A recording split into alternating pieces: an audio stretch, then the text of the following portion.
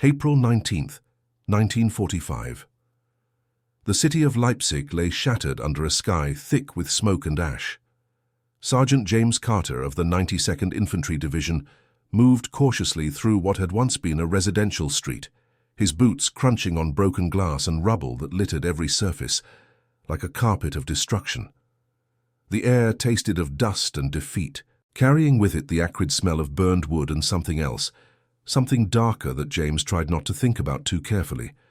Around him, the skeletal remains of buildings stood like monuments to destruction, their walls pockmarked and crumbling, windows blown out to create empty eye sockets that stared blindly at the devastation. He had been trained for combat, prepared for resistance, briefed on enemy tactics and defensive positions. What he had not been prepared for was the profound silence that now hung over this place like a shroud, broken only by the occasional groan of unstable structures settling into their own destruction, and the distant rumble of artillery that had finally moved on to other objectives. Before we dive into this story, make sure to subscribe to the channel and tell me in the comments where you are watching from. It really helps support the channel. What James Carter would discover in those ruins would challenge everything he had been told about who deserved compassion and who did not, transforming both his understanding of humanity and the life of a woman who had been taught that men who looked like him were less than human. This is a story about the power of kindness in the midst of hatred, about the moment when propaganda collides with reality, and about how a single act of compassion can ripple through time to touch generations yet unborn. James Carter had traveled a long road to reach this moment. Born in Birmingham, Alabama in 1921, he had grown up in a world that told him daily where he could and could not go, what he could and could not become. His father, Samuel Carter, had worked in the steel mills for 30 years, his hands scarred and calloused from handling hot metal, his lungs damaged from breathing in the industrial fumes that hung over the city like a perpetual fog. His mother, Ruth, had cleaned houses for wealthy white families in the suburbs, leaving their small home before dawn and returning after dark, scrubbing floors and washing clothes for people who would not let her use their front door or sit at their table. James had learned early that dignity was something you carried inside yourself, because the world around you would not grant it freely. He remembered vividly the day when he was 8 years old and had made the mistake of drinking from a water fountain marked for whites only. A police officer had grabbed him by the collar, shouted words that still burned in his memory decades later, and thrown him roughly to the ground. His mother had come running, had apologized profusely to the officer, while James sat on the sidewalk with scraped knees and tears streaming down his face. That night, his father had sat him down and explained in quiet, measured tones that the world was not fair, that it would never be fair, but that James could choose how he responded to that unfairness. He could let it make him bitter and small, or he could let it make him strong and determined to be better than the hatred directed at him. When the war came in 1941, James was 20 years old and working as a porter at the train station, carrying luggage for travelers who often would not meet his eyes or acknowledge his existence. He watched young white men enlist by the hundreds, saw the posters calling for patriots to defend freedom and democracy. The irony was not lost on him, being asked to defend freedoms he himself did not enjoy. But his father had fought in the First World War, had come home with stories of serving in segregated units, of proving through blood and sacrifice that black soldiers were just as brave, just as capable as any others. Samuel Carter had told his son that sometimes you fought not for the country as it was, but for the country it could become. So James enlisted in 1942, despite knowing that his own country would send him to fight for freedoms abroad that it denied him at home. He joined the 92nd Infantry Division, an all-black unit that would eventually be deployed to the Italian campaign before being sent to Germany itself in the final months of the conflict. The training was brutal, the discrimination constant. Black units were given inferior equipment, assigned to support roles rather than combat positions, treated as second-class soldiers by many of their white counterparts. But the men of the 92nd developed a fierce pride and determination. They would prove themselves not because anyone expected them to, but because they expected it of themselves. The division had seen fierce action throughout 1944 and into 1945. They had fought through the Gothic Line in Italy, a series of German defensive positions that stretched across the mountainous terrain of northern Italy. James had endured bitter cold in those mountains, had watched snow turn red with blood, had learned the weight of grief and the necessity of continuing forward despite it. He had carried wounded comrades to safety, had dug foxholes in frozen ground, had spent nights huddled in makeshift shelters while shells screamed overhead. The Gothic Line offensive had cost the 92nd dearly, hundreds of men lost in brutal fighting across terrain that favored the defenders. But they had persisted, had broken through positions that were supposed to be impregnable, had earned grudging respect even from those who had doubted them. James remembered a particular night in the Italian mountains, in late January of 1945, when his squad had been pinned down by enemy fire in a narrow valley. They had spent 8 hours in the freezing darkness, unable to advance or retreat, listening to the wounded cry out for help they could not provide. When dawn finally came, and they were able to move, James had helped carry 3 wounded men down the mountain to an aid station. One of them, Private Thomas Washington from Georgia, had held James's hand during the long, agonizing journey and had whispered, "Thank you," over and over until his voice gave out. Washington had died 2 days later from his wounds, and James had attended the burial service in a military cemetery that would later be relocated, the bodies sent home to families who would mourn them in segregated churches and bury them in segregated cemeteries. He had also learned something else in those months of fighting, that enemy soldiers, when they surrendered, when they were wounded, when they were afraid, looked remarkably like any other frightened young men. The propaganda that painted them as superhuman or subhuman alike dissolved when you saw them up close, when you heard them call for their mothers in the moments before they died, when you watched them weep as they surrendered. James had taken several prisoners during the Italian campaign, young men barely out of their teens, scared and exhausted and relieved to be out of the fighting. One of them, a boy who could not have been more than 18, had shown James a photograph of his family back in Bavaria. Parents, younger siblings, all smiling at the camera in what seemed like a different world entirely. That photograph had reminded James that the conflict, for all its grand strategies and political ideologies, ultimately came down to individuals caught up in forces beyond their control. Now, in mid-April of 1945, the German regime that had plunged the world into darkness was collapsing. The Allied forces were sweeping across Germany from both east and west, a massive pincer movement that was crushing the remnants of German military resistance between 2 unstoppable juggernauts. Cities that had sent armies marching across Europe now found those armies scattered and broken, their populations huddled in cellars and shelters, waiting for the end that everyone knew was inevitable.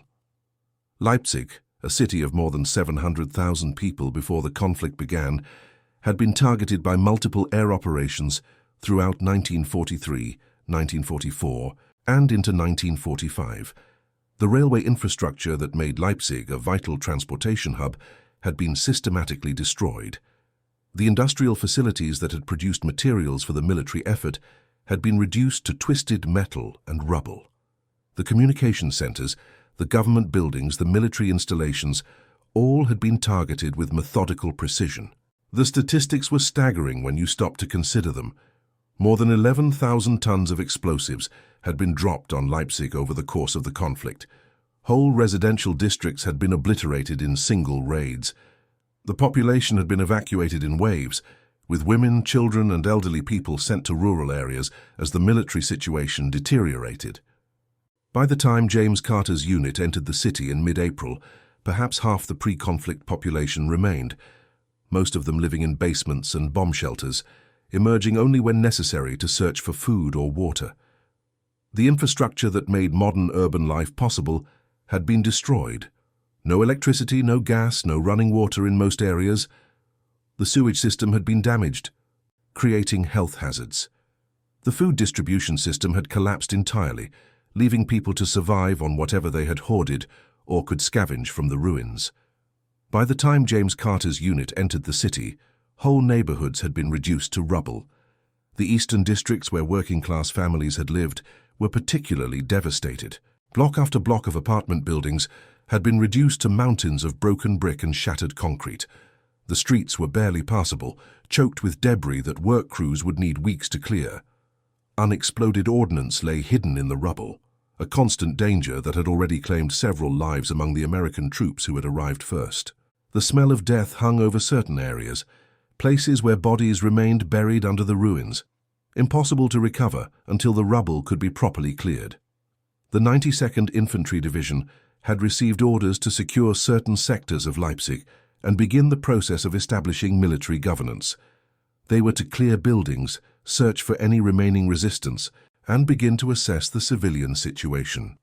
James had been assigned to a squad tasked with sweeping through a district on the eastern edge of the city centre. The buildings here had once been apartment blocks, modest homes for working families. Now they were hollowed shells, their windows blown out, their roofs caved in, their walls leaning at dangerous angles.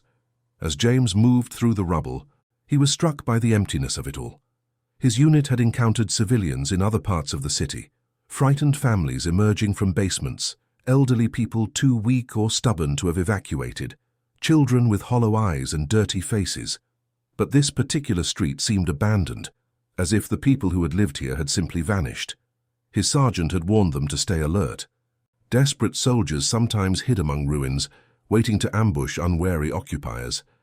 But James saw no signs of life, no movement except the flutter of torn curtains in the breeze that swept through empty windows. He was about to move on to the next block when he heard it, a sound so soft he almost missed it beneath the crunch of his own footsteps. He froze, every sense suddenly alert. There it was again, a quiet sobbing, muffled and broken, coming from somewhere nearby. James signaled to the two other soldiers with him, Corporal Davis and Private Johnson, and they fanned out, weapons ready.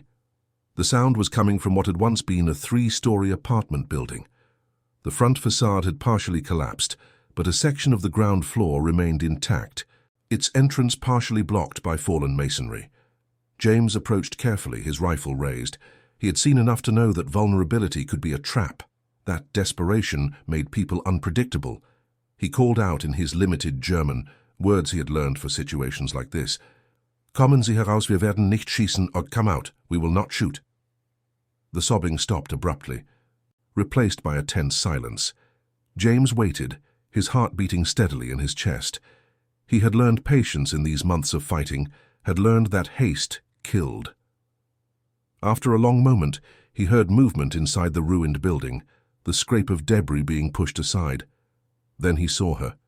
She emerged from the shadows of the collapsed entrance like a ghost, her hands raised, her face streaked with dust and tears. She was young, perhaps in her mid-20s, though the grime and exhaustion made it hard to tell.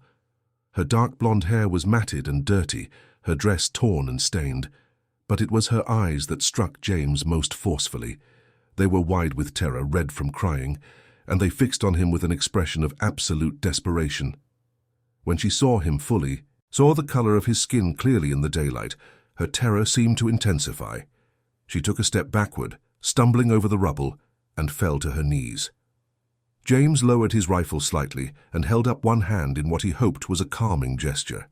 Behind him, Davis and Johnson kept their weapons ready but did not advance. James took a slow step forward. "It is all right," he said in English, keeping his voice as gentle as he could manage. "You are safe now. We are not going to hurt you." The woman stared at him, clearly not understanding his words, but perhaps reading something in his tone. She was trembling violently, her breath coming in short, panicked gasps.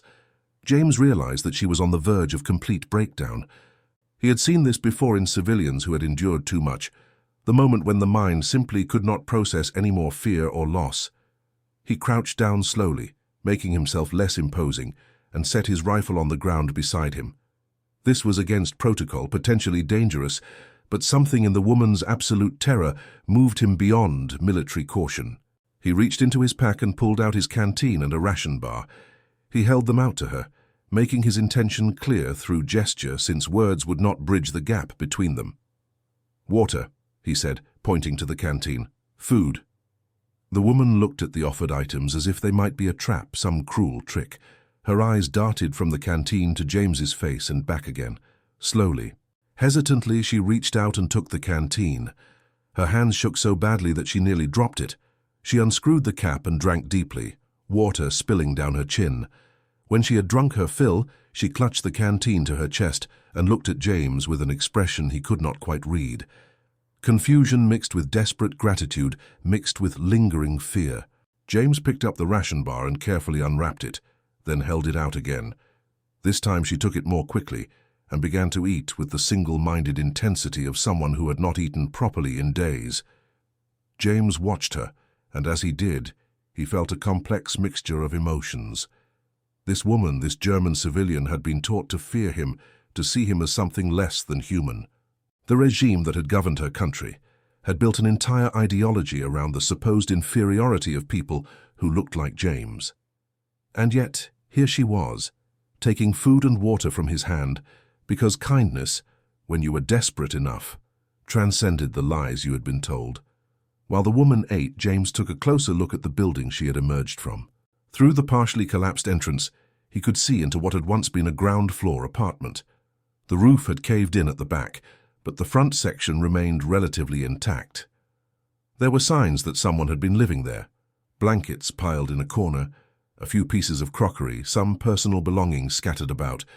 She had been sheltering here, alone, waiting for something, rescue, death, or simply the next moment. Davis approached cautiously, his rifle still at ready, but his expression curious rather than hostile. He was a veteran like James, had seen enough of this conflict to have his own complicated thoughts about it all. "What do you want to do, Carter?" Davis asked quietly. James looked at the woman, who was finishing the ration bar with desperate efficiency. She was clearly alone, clearly in need of help. The military governance protocols were clear about the handling of civilian populations. They were to be directed to designated collection points where they would be registered, given basic supplies, and eventually integrated into whatever new order emerged from the chaos. But James also knew that those collection points were overwhelmed, that the infrastructure for dealing with hundreds of thousands of displaced civilians was barely functional. This woman would be sent to stand in line for hours, would be processed like cargo, would be one more face in an endless sea of faces. "She is alone," James said, scared. "I think we can get her to the civilian center on Mark Street. The Red Cross is supposed to be setting up there." Johnson, the youngest of the three, looked uncomfortable. "Shouldn't we just radio it in? Let the civil affairs people handle it?" James understood the hesitation. Every moment spent dealing with civilians was a moment they were not completing their assigned sweep of the sector. But something in him rebelled against simply walking away from this woman's obvious need. "We will," James said. "But let us at least get her somewhere safer first. This building could come down any time." He turned back to the woman and made a gesture indicating that she should come with them. She looked at him with those wide, frightened eyes, then back at the ruined building, as if it were somehow safer than whatever lay beyond. James realized that he needed to establish some basic communication if this was going to work. He pointed to himself. "James," he said clearly. Then he pointed to her and raised his eyebrows in question. She hesitated, then spoke in a voice barely above a whisper. "Anna." "Anna," James repeated, trying to put warmth into the word, to convey through tone what he could not through language. He gestured again toward the street, toward the direction they needed to go. Anna looked at the three soldiers, at their unfamiliar uniforms and faces, and James could see the calculation happening behind her eyes. She was weighing the risk of trusting them against the certainty of staying in this ruin. Finally, slowly, she nodded and got to her feet. She swayed slightly, unsteady from exhaustion and hunger, and James instinctively reached out to steady her.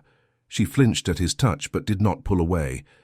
They began to make their way through the rubble-strewn streets. Anna walked between the three soldiers, her arms wrapped around herself, her head down. James noticed that she kept glancing at him, quick furtive looks as if she were trying to reconcile what she saw with what she had been taught to expect. He had experienced this before in other liberated or occupied areas, the cognitive dissonance of civilians who had been fed years of propaganda, suddenly confronted with reality. Some people adjusted quickly, relief overwhelming indoctrination. Others remained trapped in their fear and hatred. James wondered which Anna would be. As they walked, James took in the scale of the destruction around them, block after block of ruined buildings, streets cratered by explosives, the occasional burned-out vehicle. The city had been home to more than 700,000 people before the conflict. How many remained? How many had been evacuated? How many had fled? How many lay buried in the rubble? The enormity of it was hard to grasp. James had seen destruction before, but there was something particularly haunting about a city this size reduced to wreckage. They passed other civilians as they moved toward the designated collection point. Old men picking through debris, women carrying children, a few hollow-eyed young people who might have been soldiers recently. Most gave the American soldiers a wide berth, their expressions wary. James noticed that Anna kept her eyes down, avoiding eye contact with these other Germans. Was it shame? Fear of their judgment? He could not tell.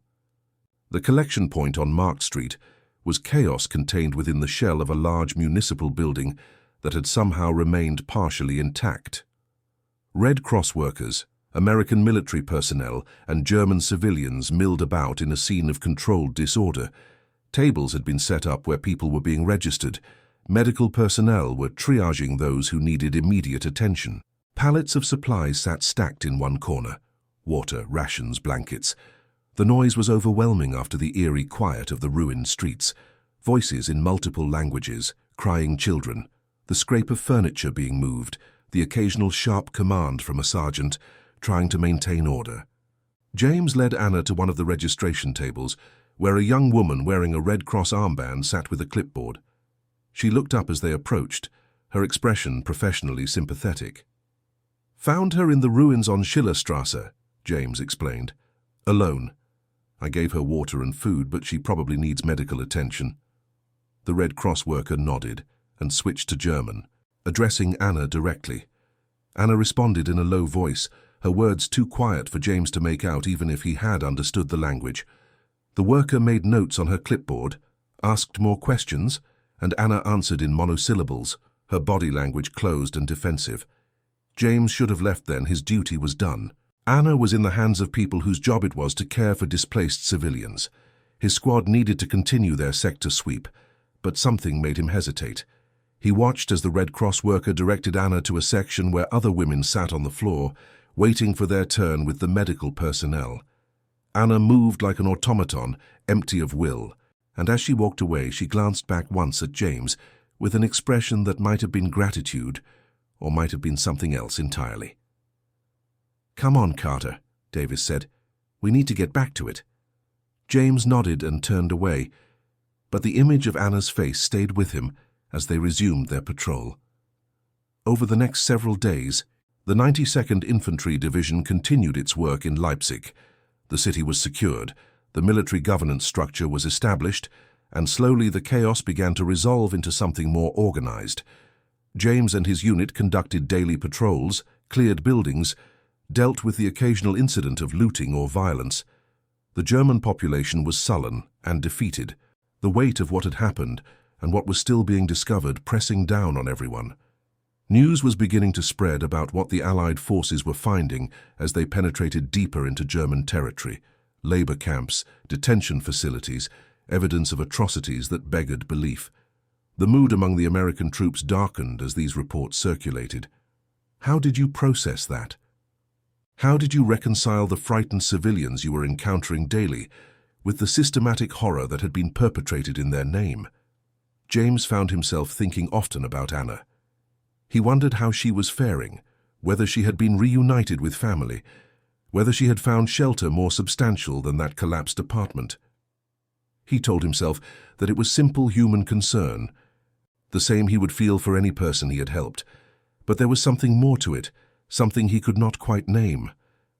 Perhaps it was the way she had looked at him, the transformation from terror to tentative trust.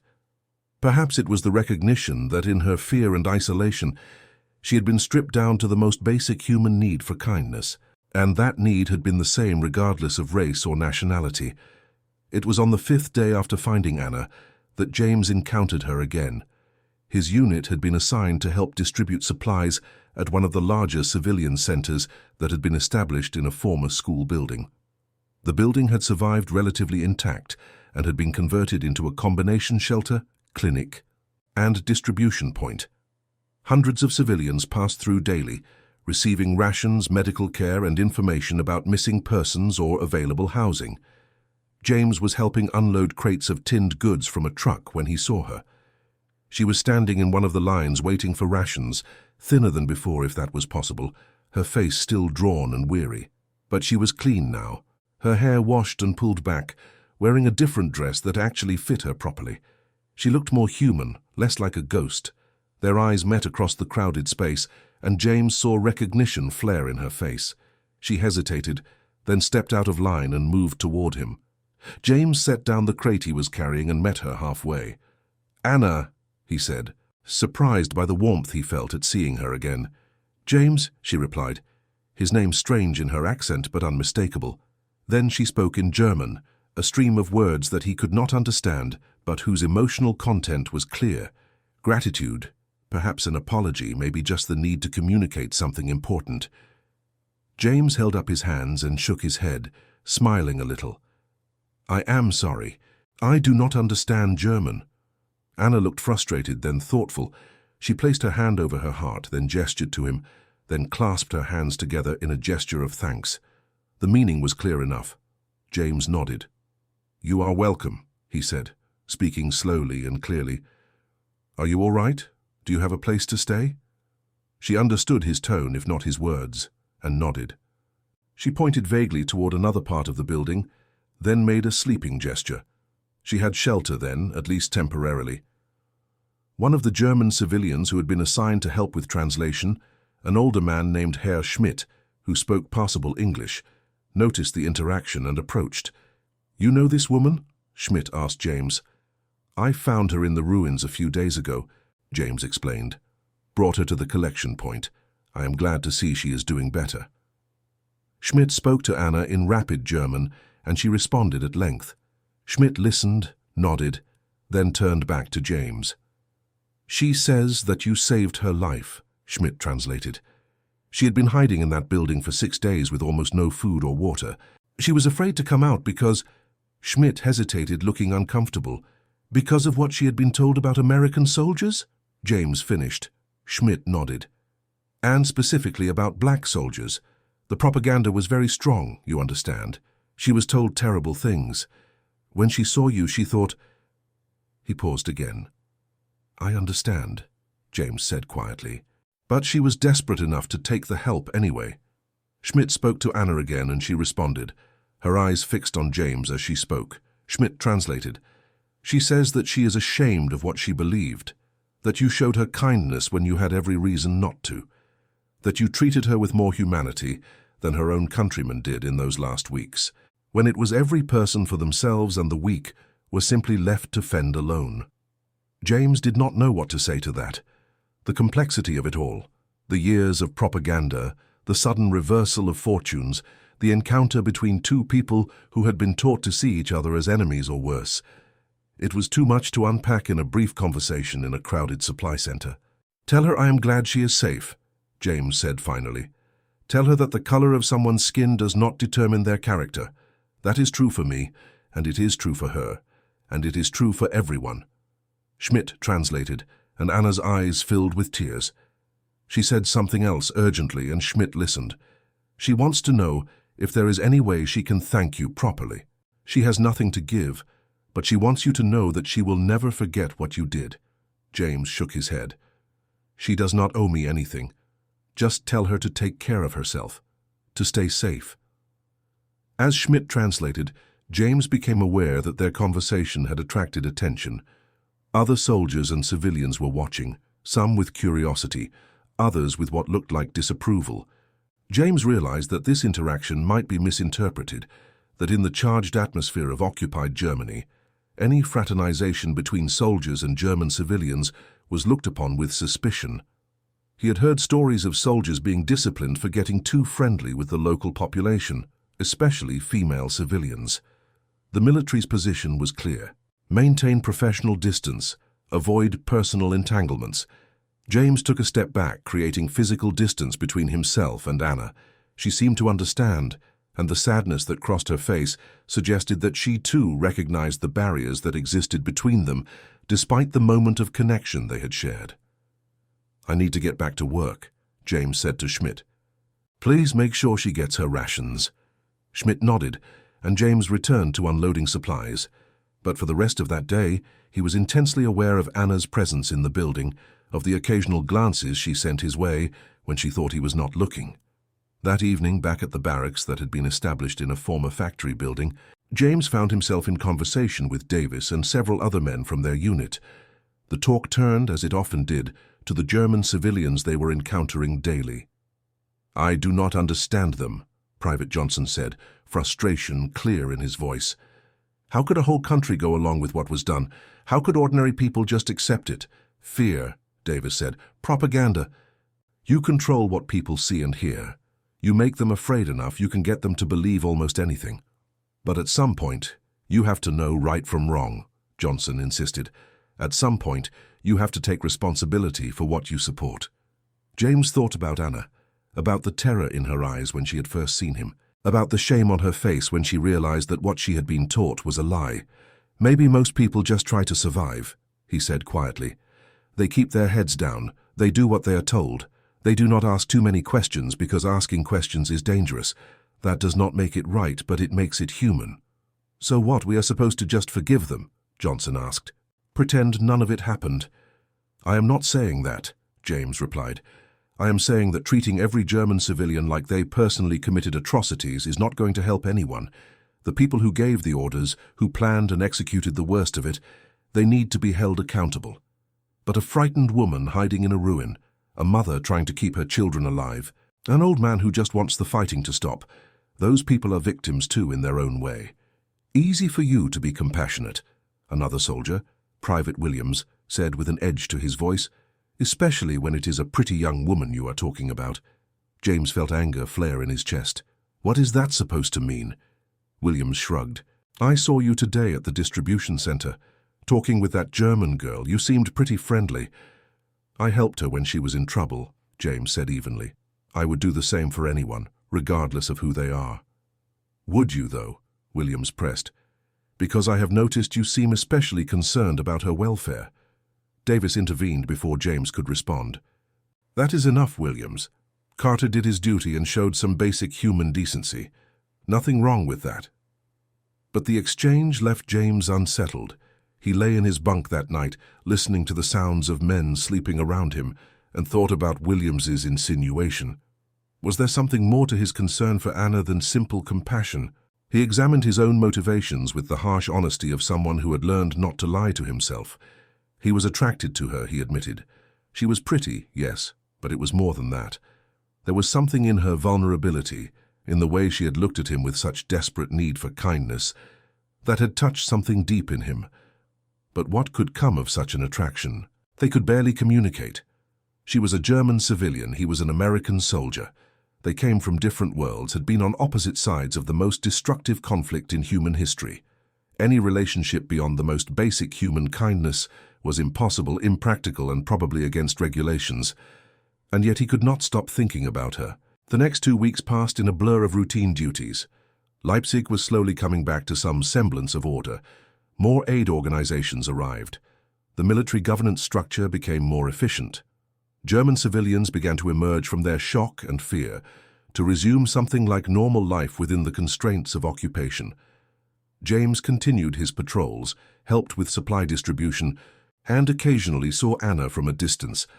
They did not speak again, but there were moments of eye contact, brief acknowledgements that carried more weight than James wanted to admit.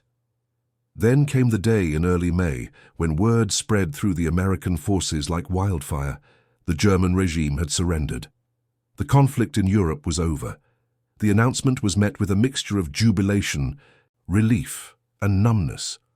James and his fellow soldiers had known the end was coming, but the reality of it was still hard to process.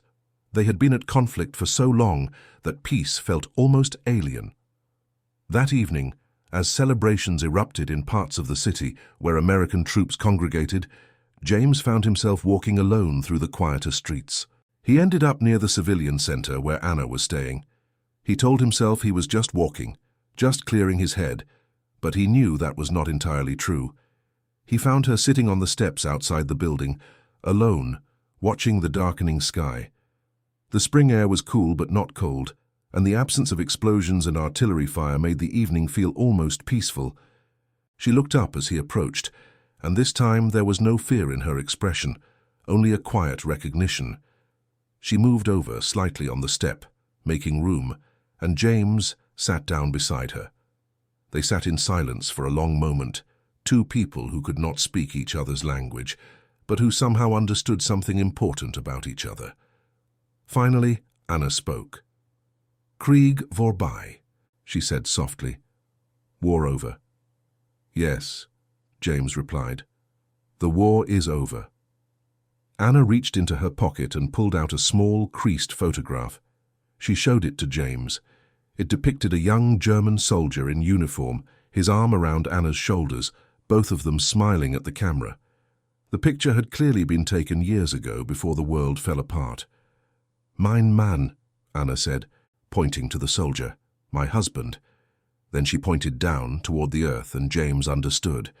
Her husband was gone, one more casualty in a conflict that had consumed millions. "I am sorry," James said, and meant it. Anna put the photograph away and wiped at her eyes. Then she turned to look directly at James, and when she spoke, her voice was steady despite her limited vocabulary. "Are you good man?" she said in halting English. "Danke, thank you." James felt the weight of those simple words. In a world that had been defined by division and hate, by systematic dehumanization and industrialized death, this small moment of human connection felt profound. He thought about all the ways their lives had been shaped by forces beyond their control, about the propaganda and lies that had tried to convince both of them that the other was something less than human, about the bitter irony that it had taken the destruction of her country and the collapse of the regime that had oppressed his people for them to sit together on these steps. "You are a good person too, Anna," he said. "I hope you find peace." She did not understand all the words, but she smiled a little, a fragile thing but real. They sat together as darkness fell over Leipzig, a black American soldier and a German widow, two people who had every reason to be enemies, but who had found instead a moment of shared humanity in the ruins of a broken world. In the days that followed, as the occupation settled into something more permanent and the massive task of rebuilding began, James learned more of Anna's story through translators and through her own improving English. Her husband, Friedrich, had been sent to the Eastern Front in 1943, part of the enormous forces committed to that brutal campaign that would eventually consume millions of lives. He had been a schoolteacher before the conflict, a quiet man who loved literature and music, who had never wanted anything to do with military service, but had been conscripted nonetheless. Friedrich had been part of the massive engagement near Kursk in July of 1943, one of the largest armored confrontations in history. The German forces had been decisively defeated, suffering catastrophic losses in men and material. Friedrich had been reported missing after the engagement, his unit shattered and scattered. Anna had held on to hope for months, telling herself that missing did not mean deceased, that perhaps he had been taken prisoner, that perhaps he would come home when the conflict finally ended. But in early 1944, she had received official notification of his death. The letter had been terse, bureaucratic, offering no details about how he had died or where he was buried. Just a simple statement that Herr Friedrich Bauer had been killed in action in service to his country and that his sacrifice would not be forgotten. Anna had read that letter over and over, searching for some meaning in the formulaic words, some connection to the gentle man she had loved. But there was nothing there except cold, impersonal text that reduced Friedrich's entire existence to a single line in a military casualty report. She had no children. They had tried for years, but Anna had suffered 3 miscarriages, each one leaving her more heartbroken than the last. She had no parents living. Her father had died in the First World War before she was born. Her mother had succumbed to influenza in 1936. No siblings who had survived the conflict. Her older brother had been reported deceased at Stalingrad. Her younger sister had perished in an air raid on Hamburg in 1943. Anna had been completely alone when the final collapse came, working in a textile factory that had been converted to produce materials for the military effort. The work was grueling, 12-hour shifts, 6 days a week, handling heavy machinery in unheated buildings, subsisting on increasingly meager rations as Germany's food supply situation became desperate. She had been living in a small apartment in the eastern district of Leipzig, a modest two-room flat that she and Friedrich had moved into when they married in 1938. The building was old but solid, constructed in the 1890s when Leipzig was booming as an industrial and cultural center. Anna had kept the apartment clean and orderly despite everything, had maintained the small routines that gave structure to life even as the world fell apart around her. She had Friedrich's books on the shelves, his favorite chair by the window, his photograph on the mantel. These things anchored her, reminded her of a time when life had been normal, when the future had seemed full of possibilities rather than terrors. When the evacuation orders came in early April, as Allied forces closed in on Leipzig from multiple directions, Anna had faced an impossible choice. The authorities were urging all remaining civilians to leave the city, to join the floods of refugees heading toward rural areas where they might escape the fighting. But Anna had nowhere to go. No family to take her in, no friends in the countryside, no resources to sustain herself on the road. She had heard stories of the refugee columns, people walking for days with whatever they could carry, sleeping in fields or abandoned buildings, facing starvation and exposure. She had heard darker stories, too, of what happened to unprotected women when order broke down completely, when desperation made people into predators. So she had stayed. She had hidden in her apartment building as the city emptied around her, as the sound of artillery grew closer day by day. She had filled every container she could find with water, knowing the supply would soon be cut off. She had hoarded what little food remained, some tins of preserved vegetables, half a loaf of stale bread, a small bag of dried beans. She had moved a mattress into the ground-floor apartment, away from windows, hoping that being on a lower floor would provide some protection from the explosions that rocked the city with increasing frequency. For 6 days, Anna had existed in a state of mounting terror and deprivation. The water ran out on the 3rd day. The food was gone by the 5th day. She had tried leaving the building once to search for supplies, but the chaos outside was overwhelming. Collapsing buildings, unexploded ordnance, the occasional sound of gunfire. She had retreated back to her hiding place and resolved to stay there no matter what. Better to die in the ruins of her home than to be caught in the street when the end came. She had prayed, though she was not particularly religious, had prayed that if death came it would come quickly, that she would not suffer. She had thought often of Friedrich, had wondered if she would see him again in whatever came after death, if there was any justice in the universe that might reunite them. By the 6th day, Anna was delirious from dehydration, barely conscious, her lips cracked and bleeding, her body shutting down. She had accepted that she was going to die there, alone in the ruins, and then she had heard voices outside, American voices speaking a language she could not understand. Fear had cut through her delirium. Everything she had been taught about enemy soldiers, particularly about black soldiers, had flooded back. The propaganda had been relentless, had painted a picture of savagery and brutality that she had absorbed despite herself. In her weakened state, she had been more terrified of being found than of dying alone.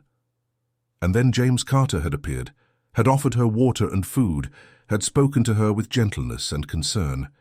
In that moment, everything Anna thought she knew about the world had collided with the reality of basic human kindness. It was a cognitive dissonance so profound that she almost could not process it. The man she had been taught to fear above all others had saved her life. Knowing this, James felt both grateful that he had listened to that muffled sound in the ruins, and horrified by how close she had come to becoming just one more forgotten casualty of the conflict's chaotic end. As weeks turned into months and spring gave way to summer, James's unit remained in Leipzig as part of the occupation forces. The work shifted from securing the city to administering it, from being soldiers to being something closer to police and bureaucrats. It was tedious work, often frustrating, but it gave James opportunities to see Anna more regularly. They developed a friendship of sorts, limited by language, but deepened by shared experience. Anna began to learn English from American soldiers and aid workers, and James picked up bits of German. Their conversations remained simple, but they found ways to communicate that went beyond words. Anna worked as a translator for one of the aid organizations, helping bridge the gap between the occupying forces and the German civilians. It was work that suited her, gave her purpose beyond mere survival. James saw her transform over those months, from a hollow-eyed wraith into someone who could smile, who could laugh, who carried her grief but was not consumed by it. They walked together sometimes in the evenings through streets that were slowly being cleared of rubble. They talked about small things, the weather, the progress of rebuilding, the challenges of cross-cultural communication. They did not talk about the larger questions that hung over everything, the questions about guilt and responsibility and how a society moves forward from collective madness. Those questions were too big, too painful, and neither of them had answers. Other soldiers noticed their friendship, of course. Some were supportive, saw it as a positive sign of reconciliation. Others were disapproving, saw it as fraternization or worse. James endured the comments and occasional hostility from his fellow soldiers, just as Anna endured the judgment and sometimes outright hostility from other German civilians who saw her as collaborating with the occupiers. But both of them had survived too much to be easily deterred by social disapproval. In August, James received orders that his unit would be rotating back to the United States in September. The news filled him with mixed emotions. He desperately wanted to go home, to see his family, to return to a life that was not defined by conflict and occupation.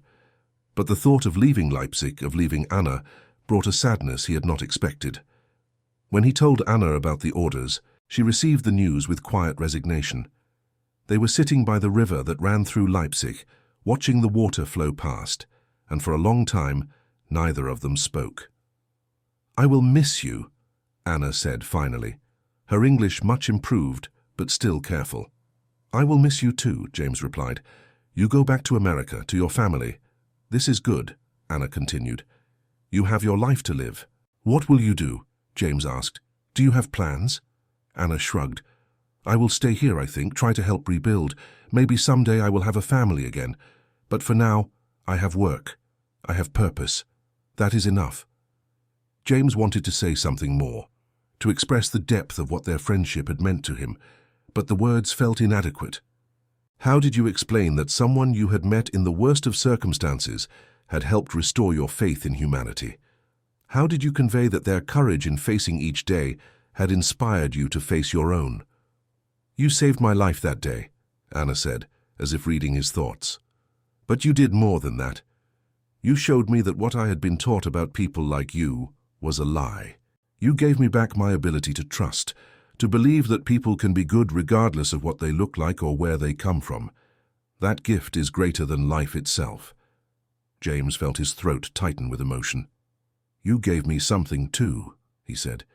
"You reminded me that kindness matters even in the darkest times, especially in the darkest times.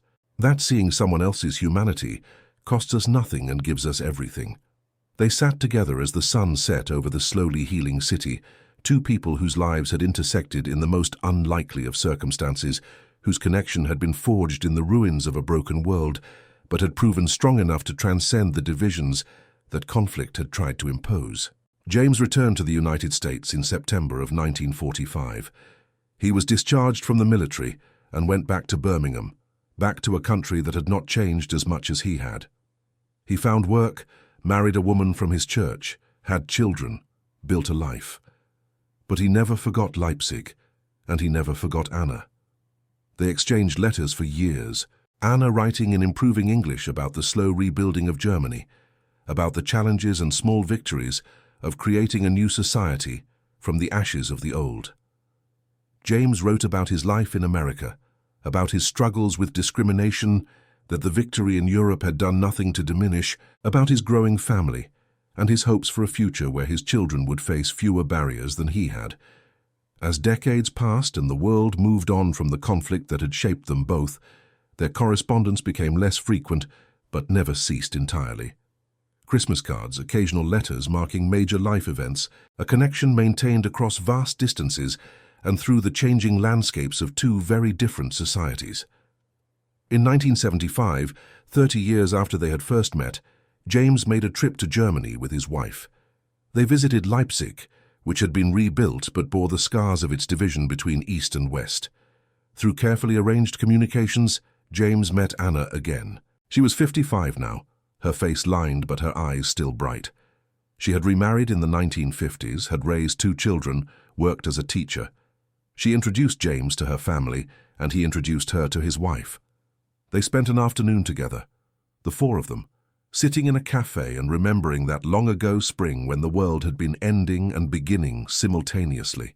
Anna's husband listened quietly as his wife spoke of the black American soldier who had found her in the ruins and had shown her kindness when she had been taught to expect only cruelty.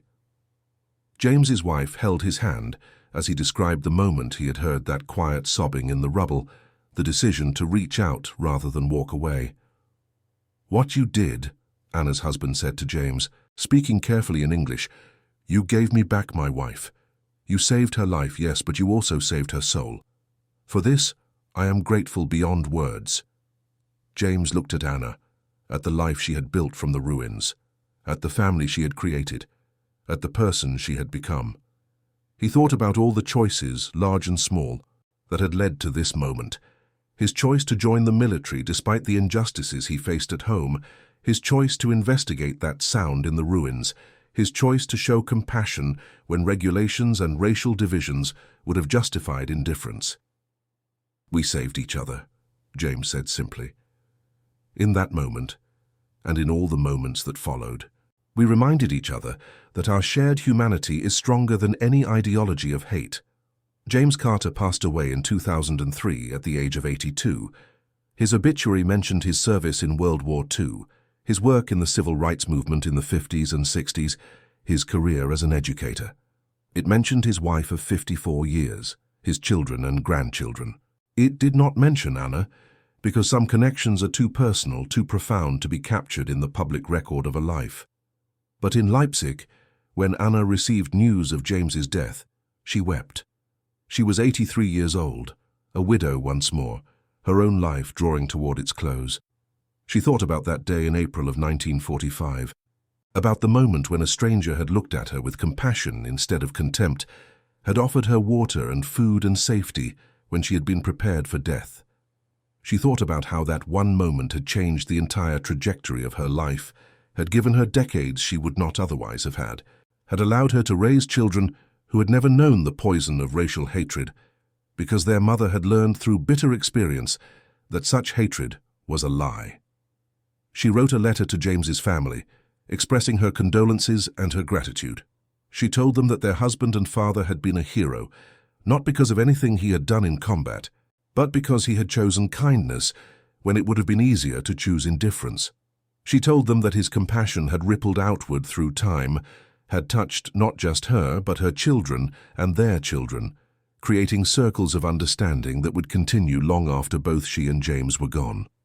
The story of James Carter and Anna is not unique. In the chaos and horror of that conflict's end, there were countless small moments of humanity, soldiers who showed mercy, civilians who offered help, enemies who recognized each other as human beings despite everything that had tried to teach them otherwise. Most of these moments went unrecorded, unmarked, lost to history, but each one mattered.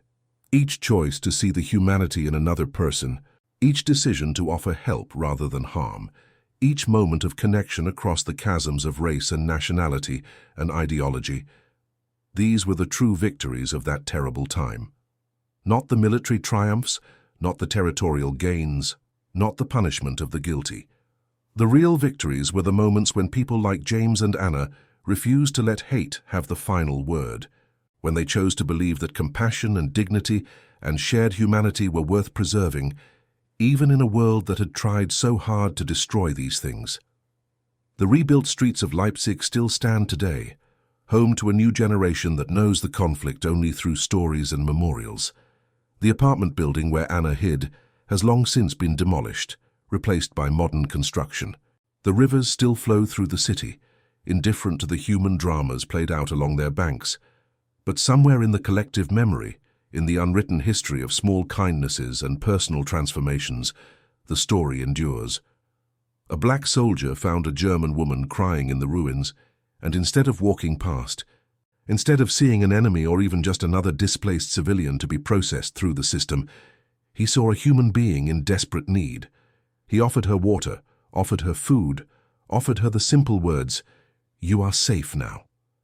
And in doing so, he offered her something far more valuable, proof that the lies she had been taught about who deserved compassion and who did not were false. That humanity transcends the artificial divisions we create. That kindness is always possible, even in the darkest moments. That is the true legacy of that encounter in April of 1945. Not a dramatic military action or a pivotal strategic decision, but a simple act of human decency that changed two lives and rippled outward through time, touching all those who came after. In a conflict defined by its inhumanity, by its systematic cruelty and industrial-scale destruction, such moments shine all the brighter for their rarity. They remind us that even in the worst of times, even when institutions and ideologies align to crush the human spirit, individual choices still matter. The decision to reach out rather than turn away, to see another person rather than an enemy, to offer help rather than harm, these choices define us more truly than any of the grand historical forces that seem to sweep us along. James Carter understood this, perhaps not in those first moments in the ruins, but certainly as years passed, and he reflected on what that encounter had meant. Anna understood it too, living daily with the knowledge that her entire life after that April day was a gift made possible by a stranger's compassion. Both of them carried that understanding forward into their communities, teaching by example that our shared humanity is the only thing strong enough to overcome the divisions that conflict creates. The lesson they learned in the ruins of Leipzig remains relevant today. In a world that still struggles with questions of race, nationality, religion, and ideology, that still tries to convince us that certain people are less deserving of compassion than others, the choice James made on that April morning stands as a quiet rebuke to all forms of dehumanization. It reminds us that every person we encounter, no matter their background or circumstances, carries within them the same fundamental humanity we claim for ourselves. It challenges us to act on that recognition, even when it is difficult, even when our culture or society tells us otherwise, even when showing kindness requires us to step outside our comfort zones and cross boundaries we have been taught not to cross. This is not to romanticize that terrible conflict or to suggest that individual acts of kindness somehow balance out the immense suffering and evil that defined those years. The atrocities committed, the lives destroyed, the systematic cruelty perpetrated, these things cannot be erased or minimized. The German regime that Anna had lived under had built an entire system predicated on racial hatred and had prosecuted that hatred with industrial efficiency. The consequences of that regime's actions scarred an entire generation and continue to shape our world today. But within that darkness, small lights still flickered. James Carter, a black man from Alabama, who had every reason to be hardened by the racial injustice he had experienced at home, chose not to let that hardness prevent him from showing compassion to a German woman who had been taught to despise him. That choice did not solve the larger problems of racism or war or human cruelty, but it saved one life, changed two lives, and sent ripples of understanding outward through time. Sometimes that is enough, sometimes that is everything, and that concludes our story. If you made it this far, please share your thoughts in the comments. What part of this historical account surprised you most? Don't forget to subscribe for more untold stories from World War II, and check out the video on screen for another incredible tale from history. Until next time.